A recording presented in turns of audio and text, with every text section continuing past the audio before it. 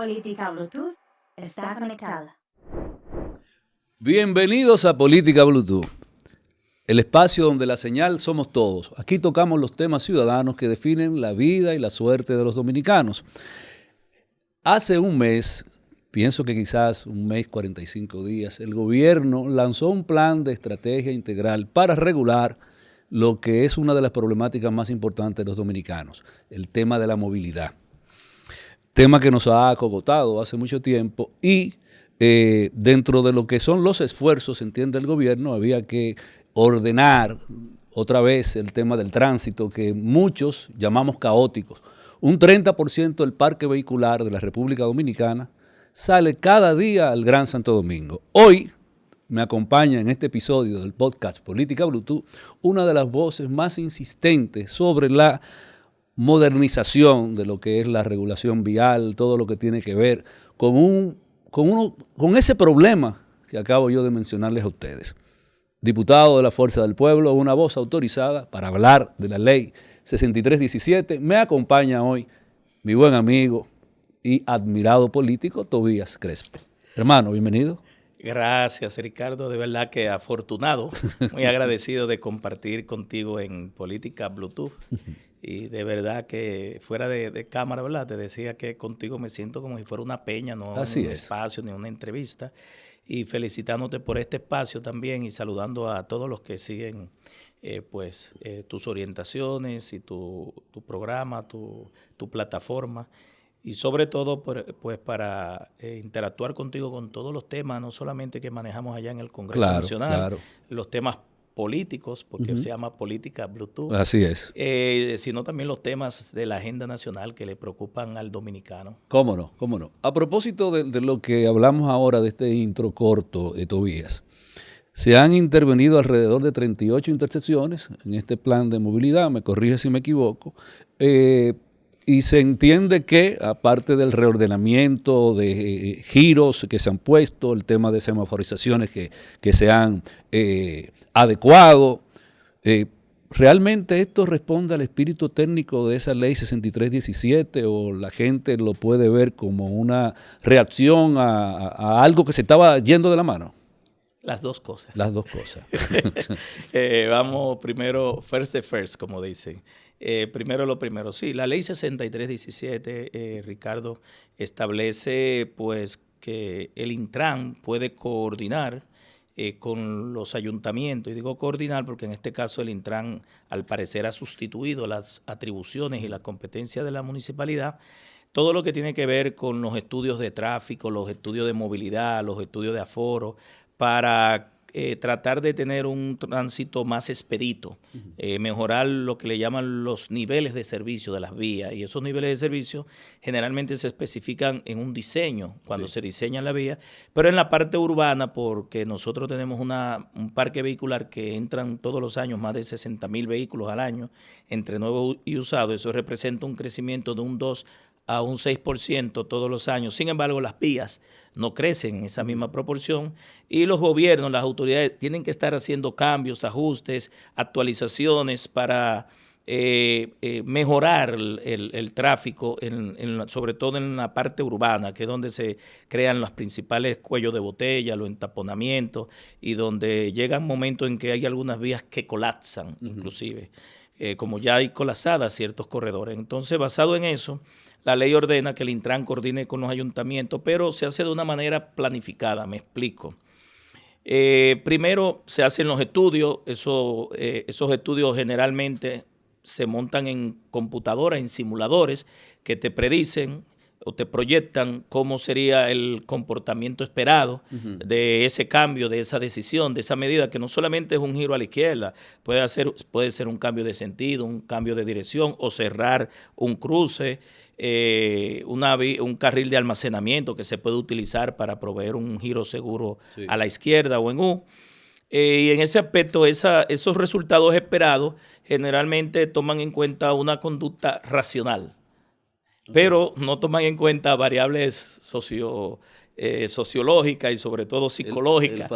El factor humano, la psiquis de cada cultura. Me explico. El Infitran ordenó un estudio a una empresa brasileña que en el mes de noviembre del 2022, esa empresa brasileña, en el Distrito Nacional en específico, en 12 corredores, y no van a ser 30 y pico de intersecciones, como tú indicas, van a ser 125. Y yo voy a explicar de que no necesariamente es obligatorio restringir en 125 cruces los giros a la izquierda, porque el diseño, la configuración, la estructura y el patrón de tráfico de cada cruce es totalmente diferente. Por ende, la solución no puede ser la misma, replicada como un copy-paste, porque los brasileños hayan recomendado. Hay que tomar en cuenta que en Brasil tú no tienes, por ejemplo, que si tienes aquí, un agente de la DGC, lo más absurdo del mundo, un agente de la DGC sustituyendo el semáforo, y sobre todo un semáforo inteligente o disque inteligente que tiene la capacidad para asignar de manera dinámica el tiempo de cada intersección, de cada cruce, coordinar los cruces incluso para dar ondas de verde, para dar sincronismo, que a veces se da, por ejemplo, en corredores como la Churchill, dirección norte-sur. Y en ese aspecto, pero tampoco toma en cuenta que aquí en Dominicana los motoristas se apoderan de la acera, te empujan a los peatones a tirarse a la calzada para que lo atropellen.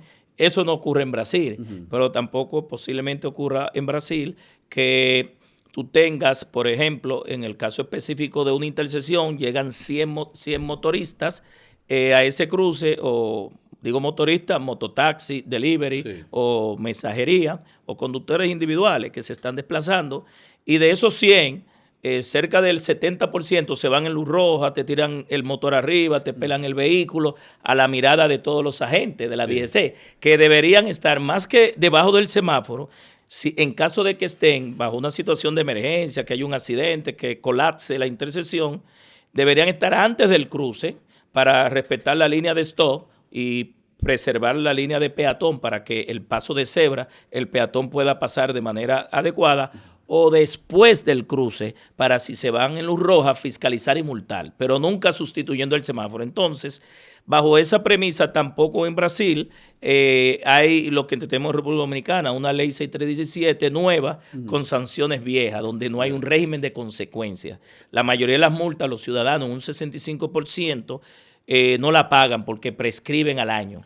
La Procuraduría solamente cobra el 35%. Hacia allá me gustaría ir un poco más tarde, más adelante, pero sí me gustaría pero todavía. sí quiero terminar la explicación, adelante, si me deja. favor, claro. Entonces, se montan los simuladores, se ve el patrón esperado, porque aquí quiero explicar, porque nosotros no estamos politiqueando con esto, como dicen muchos, sino haciendo unas recomendaciones de cómo se hace. Luego que eso se hace, se consultan a los empresarios, los comerciantes, las juntas de vecinos, es decir, a los sectores donde se va a impactar, donde el nuevo patrón vial va a impactar y va a afectar, porque tú tienes que hacer a los ciudadanos parte del cambio, no imponérselo de la noche a la mañana.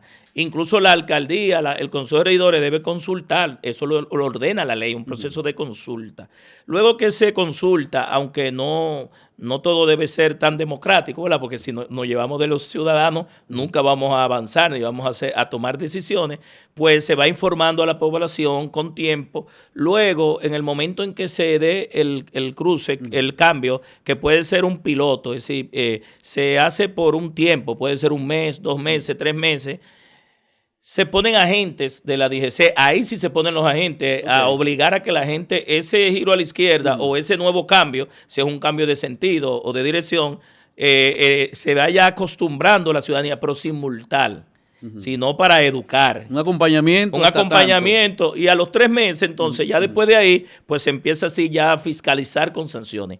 Así es que se hace. Bueno, y no se hacen todos a la vez, sino que se van entrando corredores de manera progresiva, gradual, porque si lo haces todo junto, por ejemplo, el estudio implicó, no sé si lo expliqué, la Luperón completa, la George Washington, la Independencia, la Máximo Gómez, la Ortega y Gasset, la Tiradentes, la López de Vega, la Lincoln, la Churchill, la José Contreras, la Kennedy y la Nacaona. Esos 12 cruces, y también hay unas recomendaciones de 6 pares viales. Muy difícil, Ricardo, los pares viales como está diseñado el polígono central de la capital, porque en un par vial lo lógico es que el origen y el destino sean el mismo.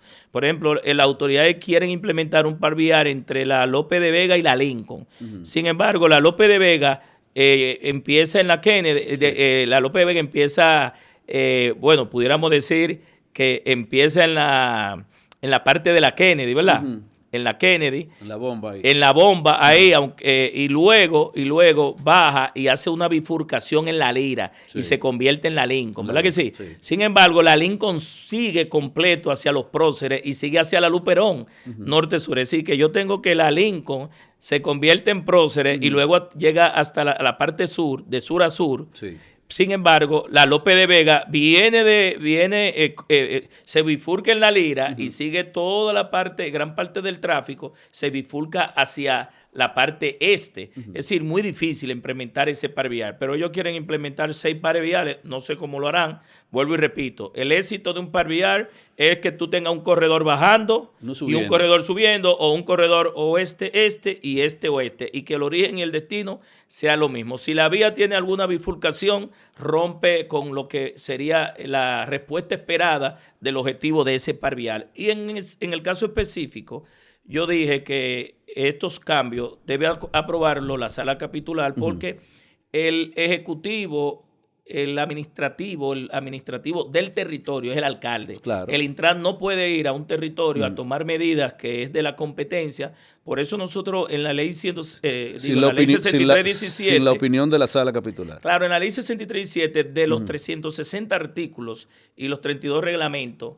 77 dicen el Intran y los ayuntamientos en su área de jurisdicción. El Intran y los ayuntamientos. ¿Para qué? Para que no hubiese choque de trenes, conflicto de competencia y atribuciones. Y dice muy claramente que el Intran es el órgano nacional, es el órgano rector, es el órgano regulador, establece las políticas públicas, establece los estándares, pero no es juez y parte. El Intran no puede hacer eso y a la vez tomar decisiones en un territorio que le corresponde a la municipalidad. ¿Por qué ha sido tan difícil la gobernanza entre las instituciones que están llamadas a regir el tema de movilidad? Porque aquí cada funcionario y cada servidor público, y lo digo también porque yo fui funcionario, ahora soy servidor público electo, ¿verdad? No designado.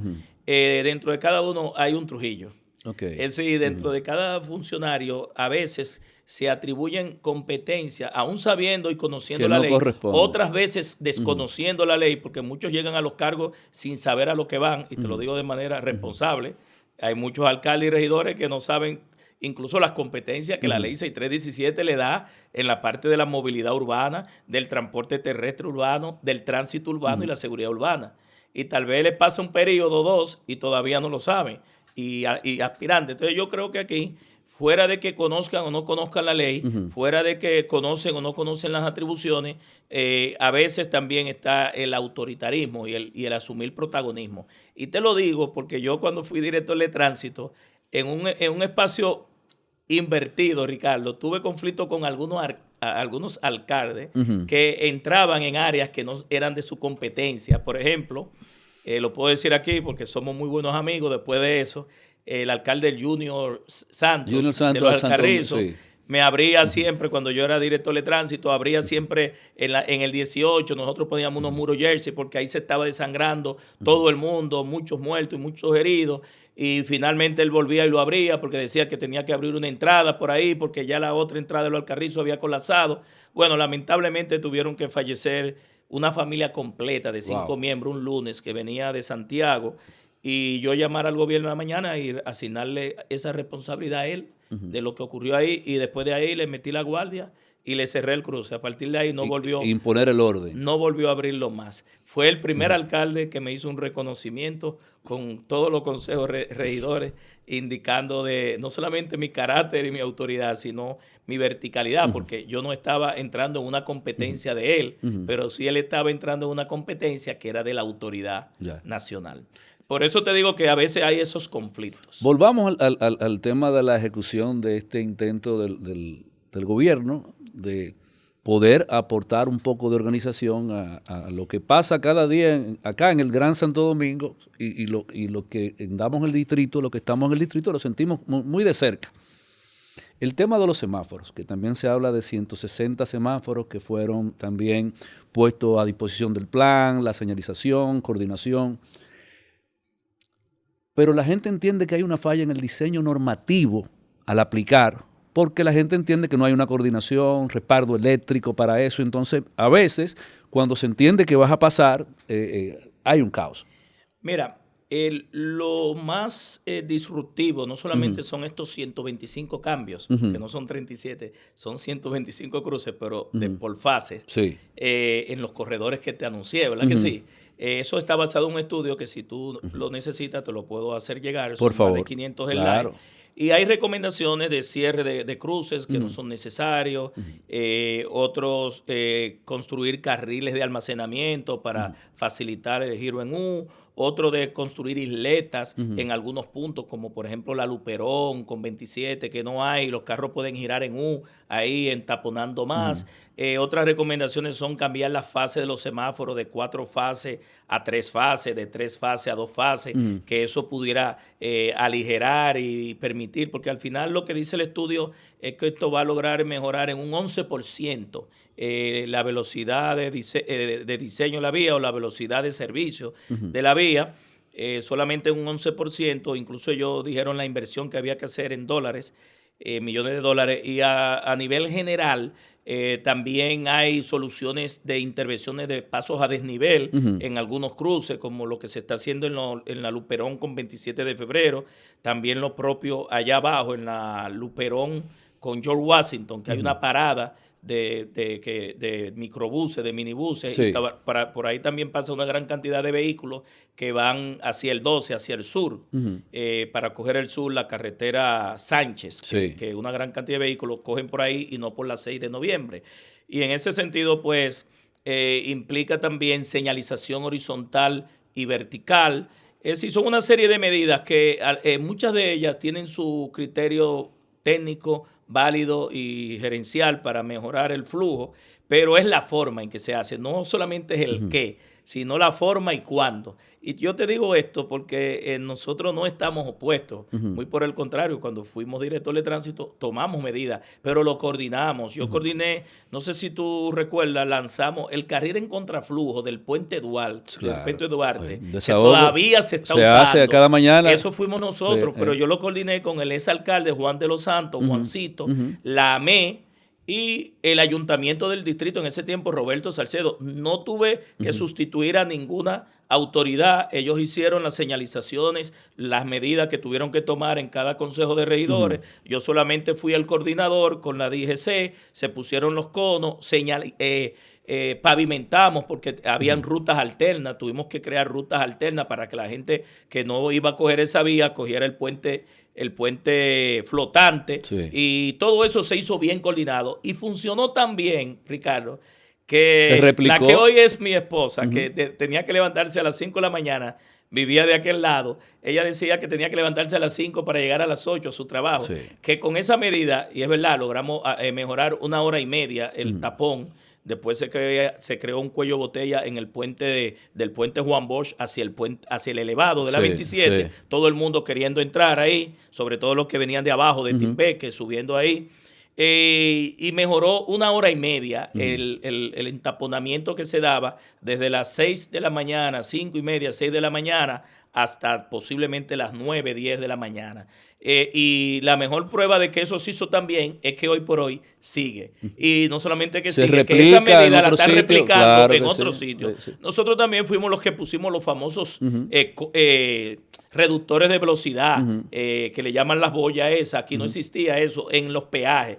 Lo pusimos primero en el peaje de las Américas, después lo replicamos en la 6 de noviembre y la carretera Sánchez. Algunos los quitaban para facilitar, porque algunos se quejaban de que les rompían los terminales, Sí, las puntas D, que era muy alto. En algunos casos tuvimos que bajar, pero había que reducir la velocidad porque los peajes se estaban estrellando los vehículos y hasta camiones. Hubo una vez que se invirtió $200,000 en el peaje de las Américas y a la semana siguiente se trayó un camión que se incendió porque no habían reductores. Los peajes son puntos de pararse, no pasar a alta velocidad.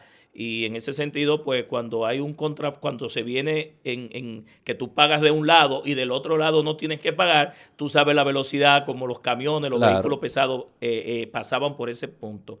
Y finalmente también fuimos los que implementamos los famosos muritos en la Tiradentes, en la López de Vega, que yo decía, haciendo una introspección como funcionario, ¿verdad? Y como técnico y gerente, que eso era lo más absurdo que nosotros podíamos hacer, pero nos vimos obligados a hacer. Es decir, el dominicano no te acepta la señal. La doble raya amarilla, y la raya amarilla te dice el código, lo que significa. La raya blanca, la raya intermitente. Para la mayoría de nosotros son, pero son tenemos sugerencias. que ponerle, instalarle el semáforo, ponerle los muritos y decirle estrállate. No sé si me entiendes. Es decir, que la única forma que un imprudente, como diríamos, un imprudente reiterativo, salvaje, entiende, es con una barrera física. Una pregunta, Tobías. A propósito de, tú hablaste del 11% de la efectividad de los carriles y todo lo demás. ¿Cómo podemos nosotros validar? Por ejemplo, a propósito del plan que se ha venido implementando, plantea un 20% de reducción del tiempo. Un 11%, según lo que yo leí. Ok. Entonces, ¿cómo nosotros validamos que realmente eso es así? ¿Cuáles son los indicadores? ¿Cuál es la métrica? ¿Cómo se hace eso? No, esos datos los tendrán las autoridades, porque nosotros, acuérdate, acuérdate, no, te voy a indicar que el tráfico, el tránsito, es determinístico. Ok. No es determinístico, es probabilístico. Probabilístico. ¿Qué significa eso? Que el flujo y el patrón de tráfico cambia de manera constante, no se mantiene fijo, no es determinístico, es probabilístico. Al ser probabilístico, las autoridades tienen que estar midiendo de manera continua. Por eso es que tú ves los cables en el pavimento, haciendo conteo, estudios de aforo, ya ahora se hacen con mejor tecnología. El sistema inteligente de control de tráfico, como el que inauguró Leonel en 1999 en el túnel de la 27 y que nosotros dirigimos por 6 años cuando fui director de tránsito, hacía el conteo con unas espiras electromagnéticas debajo del pavimento y sin la gente darse cuenta, pasaban los vehículos, te medían la cantidad de vehículos, qué cantidad eran pesados, qué cantidad eran livianos, qué cantidad eran motores, qué cantidad giraban a la derecha, qué cantidad giraban a la izquierda, qué cantidad seguían recto, y basado en eso es que los sistemas inteligentes asignan el tiempo en esa inteligencia. Ahora no, ahora ya se hacen con cámaras de manera óptica. Por eso tú ves en los pórticos de los semáforos cámaras que hacen un conteo y un aforo vehicular. Y entonces van asignando, y antes se hacía por fibra óptica, la conexión al centro de control y por cables de cobre, ahora se hace inalámbrica. ¿Por qué? Porque cuando hay construcción en el pavimento, te dañaban las espiras y al dañarte las espiras ya el conteo, la data no llegaba al centro de control, porque en el centro de control es que se asigna el tiempo de cada fase, de cada ciclo, de cada cruce, y además, incluso yo no sé si, todo el mundo sabe que de noche se le puede poner los semáforos con un solo comando, llegar a todas las intersecciones, que se ponga intermitente en rojo o intermitente en amarillo. Eso generalmente se hace a partir de las 12 de la noche para que la persona, dependiendo si la vía es primaria o es secundaria, si la vía es secundaria se pone intermitente en rojo, si es primaria intermitente en amarillo, para que a esa hora, para evitar un atraco, tú llegues al cruce y digas, bueno, pase con cuidado. Y pase con cuidado, pero se pone intermitente. Eso se hace con un solo comando que se le manda a todos los semáforos de manera simultánea. ¿Tú entiendes que hay una narrativa oficial y una ciudadanía que no están opinando igual sobre el tema de la aplicación inicial? ¿Estamos hablando idiomas distintos? Yo creo que sí. Voy a entrar un poco al tema político. Hemos analizado, este programa se llama Política Bluetooth. Claro, con toda libertad. Yo creo que el gobierno, porque si no hay inversión, no va a haber solución. Claro. Entonces, el gobierno ha agarrado el dinero de los préstamos, el dinero de Aerodón, el dinero de la colocación de bonos, más de 40 mil millones de dólares. Aerodón fue 175 millones de dólares, eso representó 35 mil millones de pesos. Se han colocado más de 1.5 billones con B, 1 millón de millones, en bonos locales o internacionales. Se hicieron 2 amnistías fiscales que representó 20,000 millones de pesos. Se le pidió al sector privado un préstamo a 7 años, supuestamente sin interés, al sector financiero, sin pasar por el Congreso, en una triangulación entre el Banco Central y la Superintendencia de Banco en la campaña, un año antes de la campaña, de 45,000 millones de pesos. Y entonces el gobierno se gastó todo ese dinero en empleados públicos, es decir, la nómina se aumentó en 116,000 empleados, la gran mayoría dirigentes del PRM, porque el objetivo, el requisito principal era que tuvieran el padrón del PRM, y también en una locura, un relajo que han hecho con las famosas pensiones solidarias. Ajá. El gobierno ha dado del 2020 para acá más de 130,000 pensiones solidarias. Eso es relajar con algo tan digno para un empleado después que ha trabajado mucho tiempo. Sin embargo, muchos empleados van a la 27 allá, a la Dirección de Pensiones, y por no tener acumulado las 360 cotizaciones le dicen que no pueden pensionarlo. Sin embargo, por tú ser miembro de estar en la base de datos de un partido, te ponen una nómina de por vida sin dar ningún golpe de carácter. Lo que quiero decir con esto es que el gobierno, la inversión de capital del gobierno ha sido la más baja en los últimos 76 años. Por eso tú no ves que de los 17 corredores solamente han anunciado 3. Y Antonio Marte, aliado del gobierno, senador y dueño de uno de los corredores, dijo de manera responsable que los corredores han fracasado. Él me ha dado la razón. Yo he dicho desde el 2020 para acá que iba a fracasar. Finalmente, a confesión de parte, relevo de prueba, pero eran 17. No han implementado 14 y los 3 han fracasado, y tú nada más tienes que ir a grabar en el elevado de la Churchill, en el puente peatonal, cuando la gente sale en horas pico. Una gran parte se va a pie porque tal vez no tiene el pasaje para llegar al tramo, al destino. Otra parte posiblemente se monta en el corredor. Otra parte se va a pie porque posiblemente quiere hacer ejercicio. Sí. Y la mayor parte, Ricardo, quiero que lo grabes, se van a una parada que está antes de la Charles Sommer, antes de la bomba, y hace unas filas muy largas en la parada del motoconcho, que es más caro y más inseguro, claro, y prefieren montarse en el motoconcho que montarse en el corredor, o porque las guaguas no han llegado, o porque el motor lo lleva a su destino y el corredor no. ¿Qué te dice eso? Que finalmente la transformación que nosotros aspirábamos con la ley fracasó. Entonces, pero tampoco el gobierno tiene todo 5 años en un pedacito de metro, del 9 a los Alcarrizos, le llaman el cáncamo. Es una obra mal diseñada, mal construida, mal planificada, mucha improvisación. Han tenido que desmontar columnas, una falta de confianza, no han dado información a la población, mientras Leonel Fernández construyó 19 kilómetros de metro desde Santo Domingo Norte a la feria, y la inauguró en 3 años. Y luego dejó la segunda línea de metro en los otros 4 años, construyó 2 líneas. Este gobierno se ha pasado 5 años en un pedazo de metro que todavía no sabemos cuándo va a terminar. Posiblemente no lo inaugure Luis Abinader, sino el próximo gobierno. Pero también el gobierno no ha terminado el monorriel de Santiago.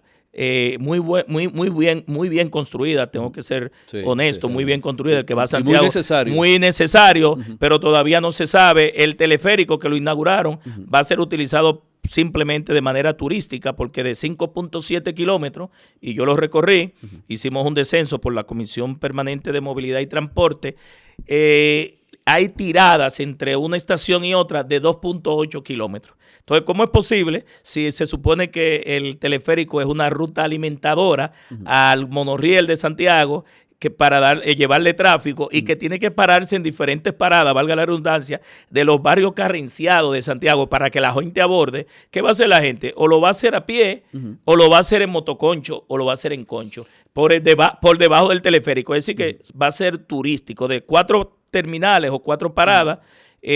Los recorridos entre una y otra son muy largos, casi turísticos. Entonces, en el caso específico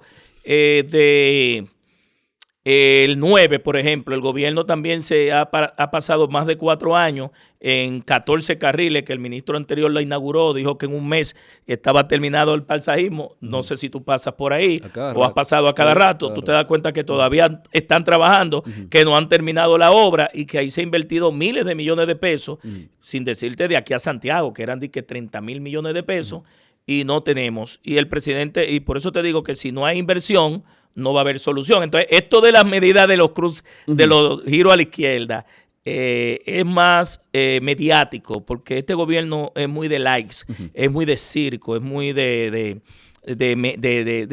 redes. Y al final, al no tener pan, lo que da es circo, porque por lo menos en el Coliseo Romano te daban pan y circo, pero este gobierno lo que está dando únicamente es circo. Entonces, al no tener respuesta, porque la apuesta de manera seria, ¿qué debe ser? La colectivización. La respuesta debe ser que haya más metro, más monorriel, más metro, más teleférico, es decir, más transporte masivo, más corredores, pero han fracasado. No sé si me entiendes. Si al no tener respuesta, no haber inversión, entonces tengo que dar el circo de los giros a la izquierda. Pero es que los giros a la izquierda lo que va a crearle a la ciudadanía es inconveniente más que agilización. Y no ha habido una falta de planificación estatal con el tema del ancho de las vías, planificar quizás algunos asentamientos, algunas disposiciones. Pero ya es difícil, es muy difícil aquí en este territorio hacer una planificación urbana organizada, porque ya el polígono central ya creció de manera vertical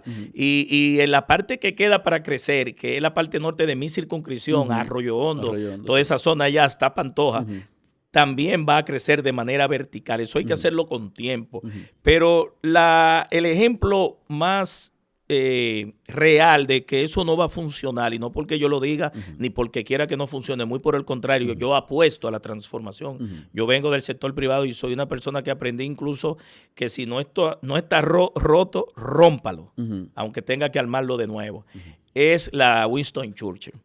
Hoy en la Winston Churchill están prohibidos todos los giros a la izquierda norte-sur y está la señal para que tú dé la vuelta a la manzana, ¿verdad que sí? Sí. Los ciudadanos no giran a la izquierda. Sí, lo siguen haciendo. Entonces violan. Entonces eso no va a resolver.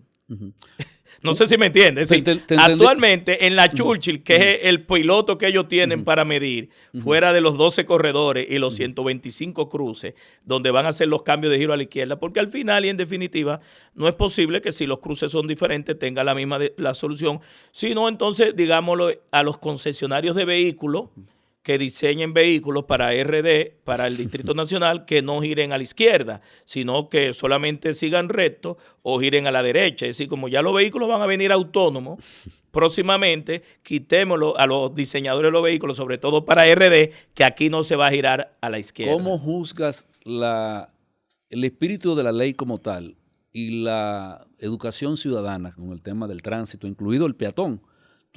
¿Se puede compadecer que hay quizás deficiencias serias de parte de nosotros como usuarios? Sí, mira, Ricardo, nosotros todos somos parte del problema. Por ende, debemos ser parte de la solución. Aunque la gran responsabilidad la pueda tener el Estado, y no toda está en el Intran, lo tiene de manera compartida la DGC, los ayuntamientos, la gobernanza, lo que hablábamos. Todo.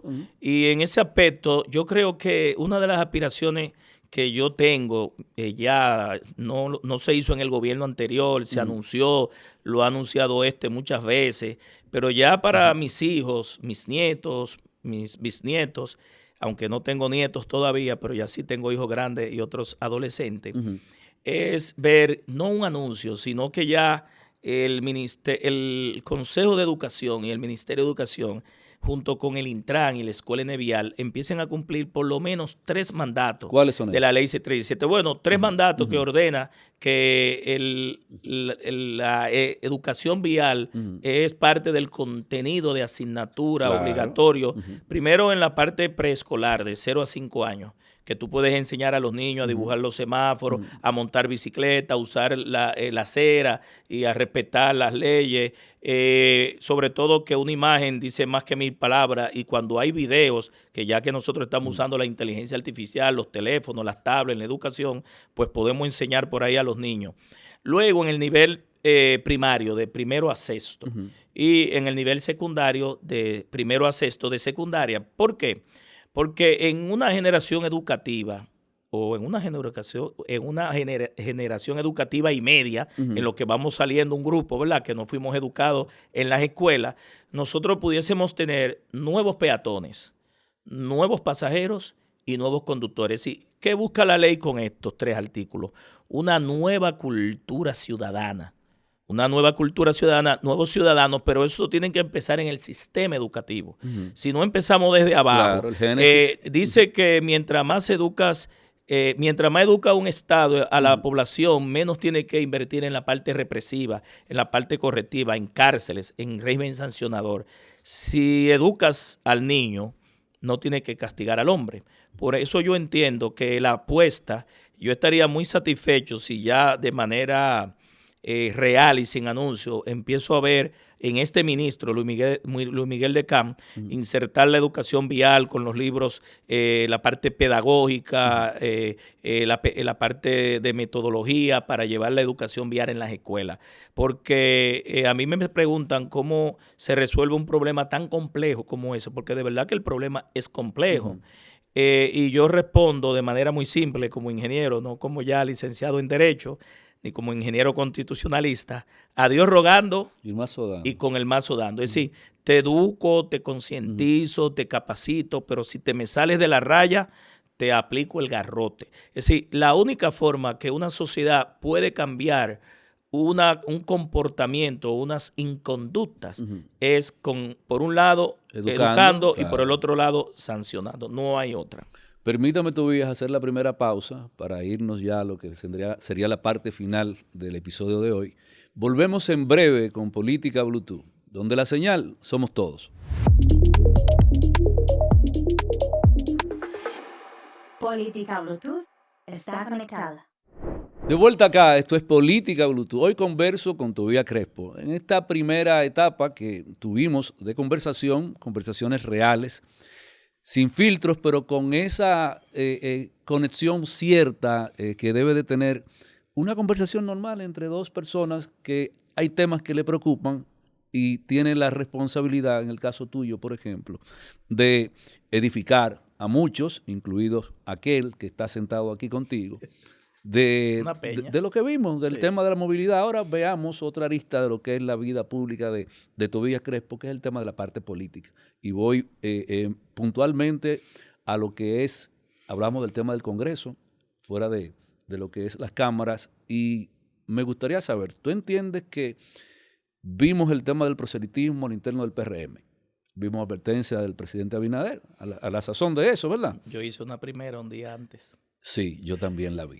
A propósito de eso te pregunto, ¿tú entiendes que la advertencia como tal va a surtir ese efecto a lo interno del PRM? Y a seguidas me puedes responder, por favor, en el caso de la Fuerza del Pueblo, ¿tú entiendes que unas primarias organizadas o una candidatura de consenso, vamos a decirlo, en el tiempo que corresponde según la ley, ¿cuál opinión te merece a ti, a lo interno tanto del PR, de la Fuerza del Pueblo, y las opiniones que tú has externado con el tema del proselitismo en el PRM? Sí, mira, en el caso del proselitismo del PRM, yo había dicho al inicio de la semana, creo que fue de esta semana, la semana pasada, creo que fue un lunes, la semana pasada, porque vi incluso que hay más de 24 precandidatos, aspirantes que no son presidenciables nada. Y entonces ya yo dije que esto era una locura, porque de verdad que desde que el presidente ganó y llamó a los primeros 6 aspirantes, vuelvo a decir, no lo voy a decir presidenciable a todos, porque al final no se resume en más de 2 o 3 que puedan tener la capacidad y un proyecto serio, sin cuestionar, ¿verdad? Su derecho a elegir y ser elegido, lo tienen. Pero aquí todo el que tiene un puesto público cree que porque administra 2 pesos del Estado, no suyo, es un líder. No solamente es un líder. El mayor líder de la República Dominicana se llama el presupuesto de ingresos y gastos de la nación. Eso es así. Y cree que puede ser presidente. Y como dije anteriormente, si tú le quitas el cargo, quedan chiquiticos, para no mencionar de nuevo la expresión.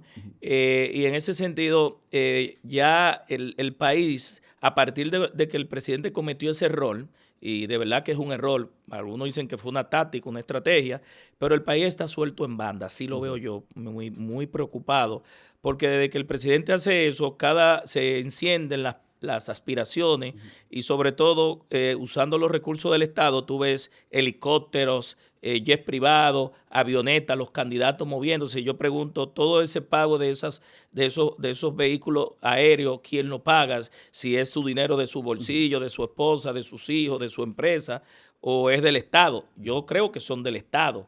Pero también los vehículos, las jipetas, los actos proselitistas, todo eso sale de las instituciones del Estado. Aquí el país, ninguno de los funcionarios, la gran mayoría, está atendiendo sus cartones. Todos están en proyectos presidenciales de lunes a domingo, de domingo a lunes. Y te lo digo yo en la Cámara de Diputados que comparto con 146 diputados del PRM y cada quien está en su equipo y en su tendencia, y allá lo que se habla es, ahorita tengo una asamblea, ahorita tengo una actividad. Aquí ningún funcionario, y eso que incluso hay funcionarios que son recolectores, es decir, que manejan dinero, como el de aduana, y disculpe que mencione aduana, quiere aspirar también el del Banco de Reservas. Es decir, aquí hay funcionarios que su función es tan crítica que deberían estar pensando, ¿verdad?, en realmente cumplir con su función, y están en otras. Entonces yo creo que no están cumpliendo bien con su rol, porque en definitiva le están dando prioridad al proyecto presidencial.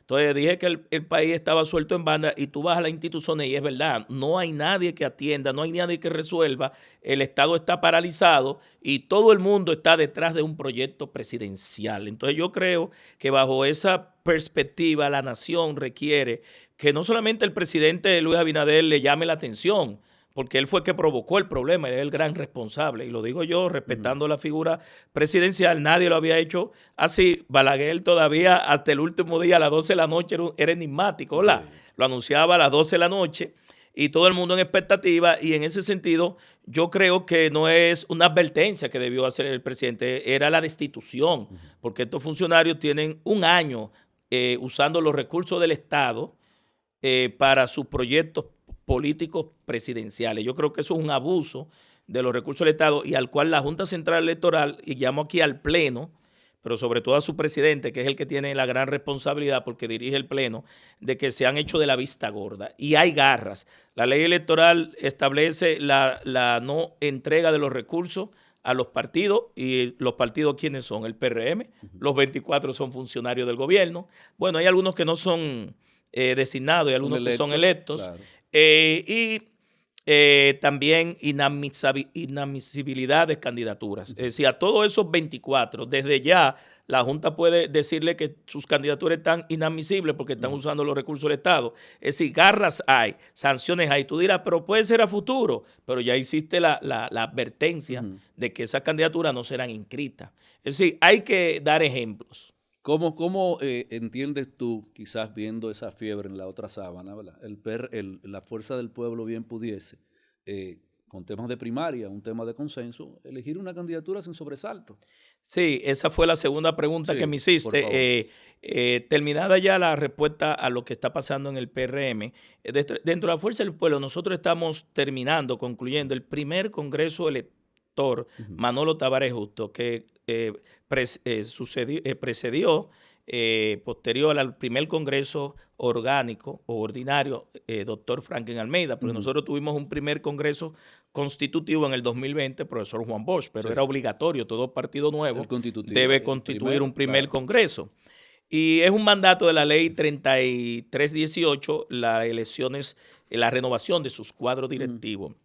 Una vez pasado ese proceso que vamos a completar en los próximos meses, yo espero que no pasemos del mes de agosto o de septiembre, donde elijamos a los presidentes, vicepresidentes, secretario general, los presidentes de todos los territorios provinciales, municipales, de circunscripción, de distritos municipales, del exterior, las diferentes secretarías, son 58 secretarías temáticas que tiene la Fuerza del Pueblo, y los vicesecretarios nacionales. Entonces nosotros salir de ahí, Ricardo, cohesionado, fortalecido y unificado hacia la conquista del poder, a través de una estrategia que permita que la fuerza del pueblo encabece un gran frente opositor para llegar al poder en el 2024 con una estrategia también verdaderamente real y continua de oposición al gobierno, y una estrategia de construcción de mayoría que lleve a que, tú sabes que estamos en un proceso de doble vuelta, de balotaje, que hay que ganar en primera vuelta con el 50+1, pero en caso de que no se logre, ese proceso de construcción de mayoría nos lleve a la oposición hacia el poder, encabezándolo sobre todo la fuerza del pueblo. No me preocupa si de los 5 mecanismos que establece la ley de partidos políticos, que una de ellas es primarias con padrón abierto, sí. o con padrón cerrado, o con padrón híbrido, que es el de tu partido y los demás sin que estén los partidos de gobierno, por ejemplo. Pero también establece encuestas, que yo entiendo que no es un mecanismo a nivel particular. Fiable, no es fiable. No. Las encuestas son instrumentos de medición cualitativos, cuantitativos, para tú tenerlas como insumo para definir estrategias, saber dónde estás, a dónde llegar y cómo llegar. Son importantes. La gente lo usa más para mercadeo, pero son importantes. Sobre todo las que no se publican. Y en ese sentido, yo creo que la encuesta no es el mejor método para escoger candidaturas, porque yo he visto en mi circunscripción y en otros escenarios personas que están en primer lugar en las encuestas y pierden. Y te digo, no es solamente en una votación uninominal, sino plurinominal. Y en ese sentido está también un pleno de delegados, un pleno de dirigentes, pero bajo cualquier mecanismo que decida la dirección central de la Fuerza del Pueblo posterior al Congreso y que sea ratificado por su dirección política, nosotros no tenemos temor de que la Fuerza del Pueblo va a salir con un candidato y un candidato para ganar. En ese caso en específico, la Fuerza del Pueblo está dirigida por Leonel Fernández, 3 veces presidente de la República, pero no solamente eso, sino que fue el primer presidente del PLD. No pudimos llegar con don Juan. Yo digo con don Juan porque yo entré muy temprano al PLD. Yo entré a los 18 años, ya tenemos casi 39 años en política, duramos 23 años en oposición y pudimos llegar por vez primera con Leonel. Leonel gana en el 96, nos vamos a la oposición, vuelve en el 4, se elige con un alto porcentaje, se reelige en el 8 y carga sobre sus hombros a Danilo Medina en el 12 y lo apoya en el 16. Es decir, que le entregó a uno de los de ellos, porque el objetivo de un político es entregarle a uno de los suyos. Yo estoy hablando del que está en el poder, ¿verdad? Claro. Así sabe si actuó bien, de manera acertada políticamente. Y en ese sentido, Leonel sale del PLD por las razones expuestas ya históricas. En su primera presentación, en 4 meses y con muchas sentencias encima para que no se presentara, lleva a la Fuerza del Pueblo en 3 o 4 meses a ser partido mayoritario con un 8%.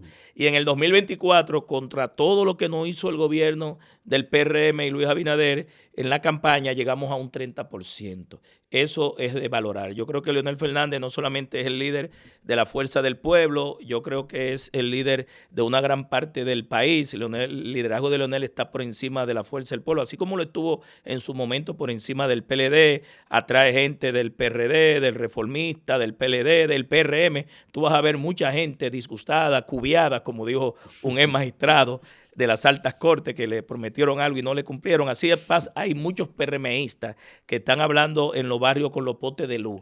Es decir, van a venir mucha gente a un gran frente opositor y Leonel Fernández tiene esa capacidad.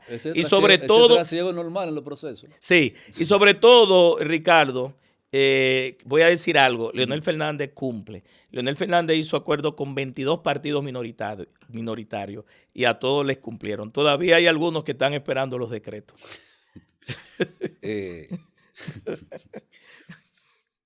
Amigo de uno. Hay varios amigos míos ahí que están esperando los decretos. Finalmente, Tobías, en ese proceso del 28, ¿cómo se ve Tobías Crespo a nivel del tema del capital político que has venido construyendo, todo lo que tú, cómo la sociedad te puede ver, te percibe? ¿Cómo te ves en ese proceso del 28? Mira, nosotros estamos en un punto de inflexión ahora mismo a nivel político. Cuando digo nosotros, personal, Tobías Crespo.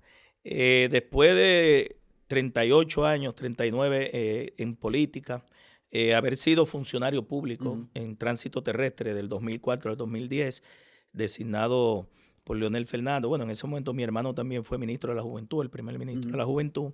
Dejamos 27 proyectos de modernización y transformación en tránsito terrestre. Eso está ahí, eso es un antes y un después. Todavía la gente me llama para sacar licencia, revista y todo y yo no estoy ahí hace 15 años. Pero en el 2010 nosotros fuimos nominados al Premio a la Calidad y a la Excelencia que otorga el presidente de la República en el Palacio Presidencial. En ese mismo año yo fui electo diputado, el más votado dentro del PLD y luego hacia afuera también. Me he reelecto 3 ocasiones más. Es decir, ya yo tengo 4 periodos Termino este cuatrenio, y digo que termino porque estamos repensando esta decisión que te voy a indicar y reflexionando con 18 años ya. Tengo 5 leyes aprobadas. No llega a un 2% el diputado que logra aprobar una ley. Nosotros ya tenemos 5. La que más se conoce es la ley de movilidad, Claro, transporte, tránsito y seguridad. Impacta a Pero, toda la sociedad. Ricardo, sí, toda la vida cotidiana Claro. nuestra, de que salimos a pie, en vehículo sí. o en cualquier forma de desplazamiento. En este cuatrenio, Ricardo, yo tengo en la Cámara de Diputados 6 proyectos de leyes del área de la tecnología. La Ley General de las TICs, que fue mi trabajo para graduarme de licenciado en Derecho, de mi tesis.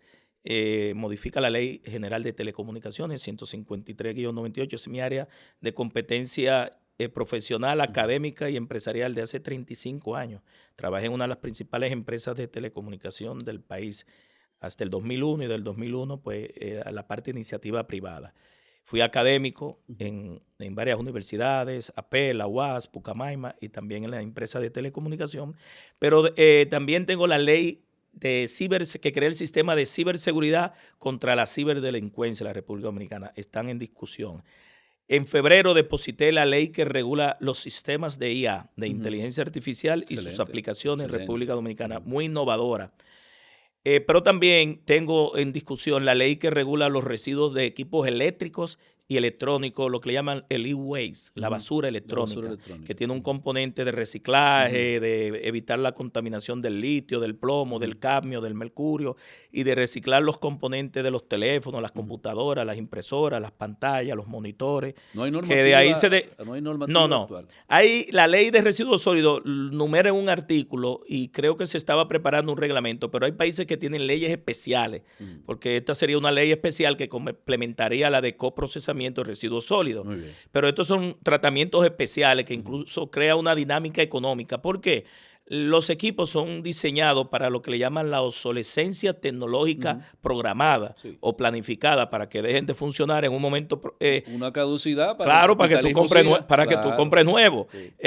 No permite actualizaciones de software, pero también la batería deja de funcionar y los componentes. Entonces, todo eso puede caer al mar, puede caer a los ríos, a las playas. Y en ese sentido hay que saber darle un mejor tratamiento a eso. Así es como se le da a los tratamientos de residuos hospitalarios y de residuos atómicos, ¿verdad? Que generan radiaciones atómico-nucleares. Y en ese aspecto también hay lo que le llaman la responsabilidad extendida del fabricante al mayorista, del mayorista al detallista y del detallista al usuario final, para que esa responsabilidad en la cadena de valor se pueda llevar la cadena y que no se contamine a través de los equipos tecnológicos. Es un proyecto muy especial. Fue a iniciativa de varias personas porque uno es un representante de todo el mundo. Muchas veces no todas las ideas son de uno, sino que nacen de muchos cerebros, ¿verdad? O de centros de pensamiento, porque no hay nada más inteligente que la inteligencia del pueblo, que la inteligencia colectiva. Y finalmente, estamos trabajando 2 proyectos de leyes, que ya terminé uno, pero lo voy a someter en agosto, que tiene que ver con la ciudadanía digital, la identidad digital y los smart cities, las ciudades inteligentes, los municipios sostenibles, y otro que es la privacidad de datos y protección de datos. Con esos 6 proyectos, en este cuatrenio cerramos nuestra cosecha, y 3 de ellos ya han sido incluso priorizados, tanto por el Senado de la República como por la Cámara de Diputados y por Poder Ejecutivo. Es decir, que yo no tengo la menor duda de que en algún momento el timing político y legislativo le llegará de su aprobación, igual que a los otros 5. Entonces, la gente me está aspirando, la gente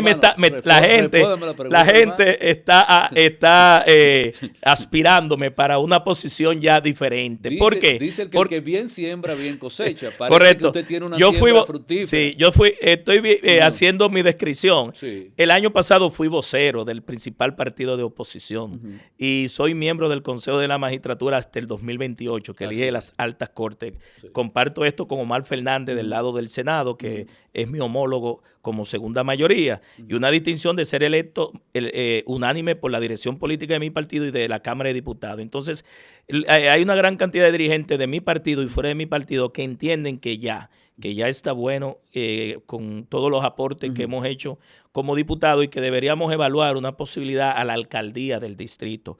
Pero como estamos en un proceso interno que hay que esperar para ese desarrollo en otros temas. Exacto, nosotros estaremos analizando esa posibilidad y reflexionando sobre esa decisión, sobre todo hacia la alcaldía del Distrito Nacional. Pero eso es un proyecto que posterior al Congreso y tomando en cuenta un proceso de consulta, no solamente de reflexión, nosotros estaríamos decidiendo sobre nuestro futuro político inmediato, pero nosotros también entendemos que sí, que ya nosotros desde el punto de vista de aportes que hemos hecho en la Cámara de Diputados, creemos que el país nos puede utilizar de manera más eficiente, más útil en otras posiciones. Excelente, me alegra y le deseo en el tema de la consulta, así como la reflexión que usted entiendo va a hacer tanto con la familia, imagino, porque eso es lo primero. Nuestros proyectos no son individuales. A nosotros nos dicen en política los crespos. Exacto. Yo te puedo decir que así como logramos recuperar con Omar Fernández parte de la capital, pudiéramos recuperarla por completo. Como te decía, te deseo lo mejor y sé que el distrito como tal, y sé que ahora la hoja de vida que has presentado con el tema de los proyectos que ya has aprobado, anteproyectos que están depositados, hablan de un compromiso de un político. No me gustaría irme sin preguntarte, ¿qué opinas del tema? Esto no es una despedida, de un hasta luego, yo espero que me inviten de nuevo. No, volvemos. ¿Qué opinas de la idea del Jardín Botánico como ampliación para mitigar el tema del caos? No tiene que ver ya con la movilidad como tal. Quiero oír la opinión ciudadana al respecto de ese parque botánico, ese jardín. No estoy opuesto a que se resuelva el entaponamiento que hay en la República de Colombia. Lo sufro porque es mi circunscripción. Ya se hizo intento en el gobierno anterior y no funcionó. Lo que se hizo fue embellecer el tapón desde los próceres hasta la Pérez Ricard. Bueno, por lo menos se embelleció, lo digo, porque se quitó la isleta central, porque el barrio de la Esperanza tiraban la basura y eso se limpió. Ahí eso está bien bonito. Y también hicieron unos retornos que también funcionan a mitad de tramo, no sé si tú lo has visto, y embellecieron un parque que estaba ahí después de la entrada del Botánico, entrando hacia la Esperanza. Hicieron ese urbanismo ahí. Pero sigue el entaponamiento, por eso yo digo que aunque mejoró en parte la visual y la contaminación visual, y tal vez en parte el flujo, porque por las isletas que se desarrollaron, pero no funcionó. Yo creo que quitarle por un carril que vayamos a agregar en el lado norte de la República de Colombia y en la parte sur serían 2. No creo que valga la pena mutilar 11,000 metros cuadrados del Jardín Botánico, donde hay otras soluciones a desnivel, por ejemplo, con un túnel por debajo desde la Jacobo Marluta, pasando por la Pérez Ricard, que era la solución que tenía en el 2010 cuando yo salí de tránsito, Leonel Fernández, pasando por los próceres hasta llegar al elevado de la Kennedy. Esa era la solución a desnivel. Puede ser soterrado o puede ser aérea. No impacta la parte ecológica medioambiental. No tiene que hacer expropiaciones hacia el lado sur, porque tienes que pagarle, primero declarar de utilidad pública, pagarle a toda esa gente. Yo escuché que hoy, en esta semana estaban protestando la gente del barrio Cuba y la gente de la Esperanza porque lo van a sacar de ahí, y entonces impacta no solamente en lo ambiental, sino en esos barrios.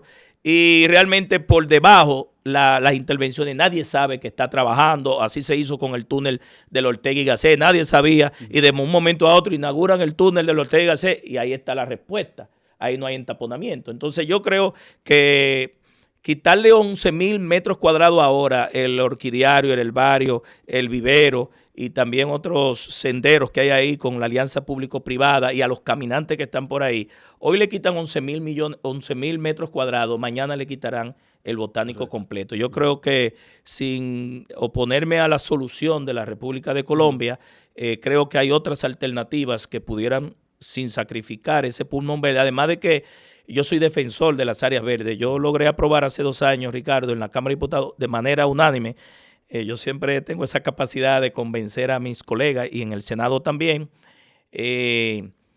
Un proyecto de resolución que declara área protegida municipal todas las áreas verdes y todas las áreas comunes de mi sector, los Jardines del Norte, en el cual nosotros del año 1974 estamos ahí. Y en ese sentido fue parte de un estudio que se levantó con el director del Botánico, el encargado de medio ambiente del ayuntamiento, 2 expertos de medio ambiente que en ese tiempo eran uno viceministro y uno director de área protegida, donde se hizo un estudio de la flora y la fauna y la conservación de especies endémicas y exóticas que hay ahí, no solamente de flora, sino de fauna, de algunos animales. Y en ese sentido yo creo que ese proyecto que fue aprobado unánime, declarar área protegida municipal, tomó en cuenta que los Jardines del Norte es un pulmón verde junto con el Jardín Botánico, junto con el zoológico, y ya entrando a la capital, fuera de mi circunscripción, con el Mirador Sur, que si nos vamos hacia el norte, también está el Mirador Norte. Yo creo que esas áreas hay que preservarlas. Además de que tenemos un escrito del mismo exministro, el ministro anterior de Medio Ambiente, Seara Hatton, a la Comisión Permanente de Medio Ambiente con respecto al proyecto de resolución nuestro, que estaba de acuerdo en que el Jardín Botánico hay que preservarlo. Entonces no sé por qué el cambio de idea en 2 años.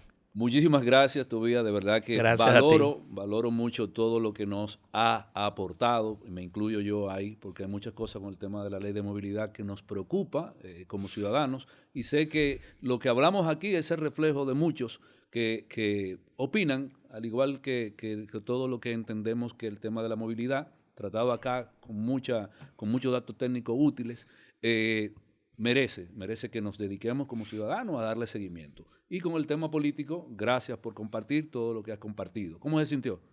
No, extraordinariamente como en casa. Como en casa.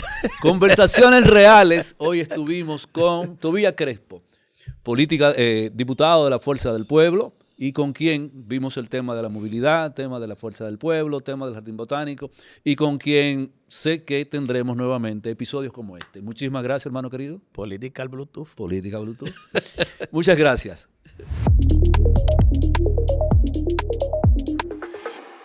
Política Bluetooth está conectada.